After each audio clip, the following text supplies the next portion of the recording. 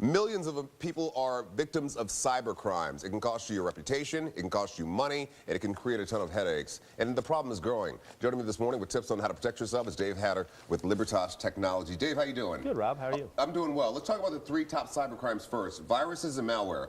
Yeah, and phishing. Those are the 3 big ones. They've been around for a long time, and they're even more prevalent now because there are new ways to deliver them to you through tablets and mobile devices. And yeah, you're talking about mobile devices here.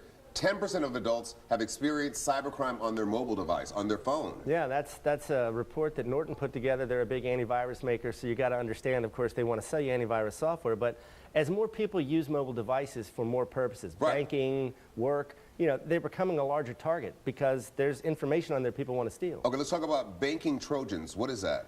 Banking Trojans are software designed to get on a mobile device or anywhere where you're trying to do banking, steal your password, be able to break into your account. It's a major problem, and anytime you're doing any kind of online banking, you need to be very careful.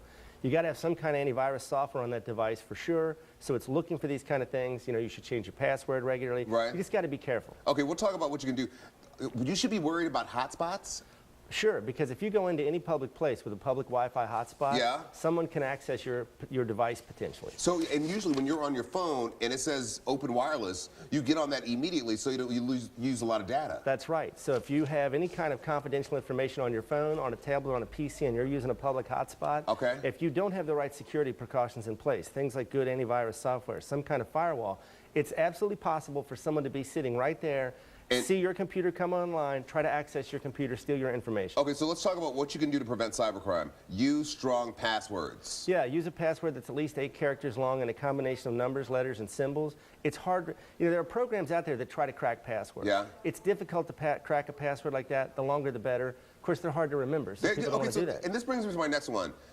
Use different passwords for each site. You know how hard that is? I understand. I know it's a pain, but here's the thing. If you're using the same password for every site and they can crack it on one, it means they can potentially get into anything that you have. So you're really setting yourself up for a potential disaster if you're using the same password everywhere. Okay, and get security software and keep it updated. Yeah, keep it updated. Whether you use something free like AVG antivirus, and there's some links on your website where people can get this, the Microsoft Essentials, which is free, or you pay for something like Norton. You got to have something. 41% of all adults don't have any kind of protection on their computer against What is this? Stuff. Consider encryption. Yeah, encryption is basically software that allows you to scramble stuff up. And it basically makes it very difficult. Even if someone can access your device, it makes it very difficult for them to use the information. This is really good. Get an app to wipe mobile device if it's lost. What app do I get? What do I need to have? You know, it depends on your platform. If you have Android or iPhone, go to somewhere like CNET or ZDNet, they're, you know, sites that rate these kind of things. Get their rating, they're reputable, trusted places, because one of the problems with all this mobile stuff is there are people putting stuff out there and it appears to be a free app, but it's really some kind of malware itself. So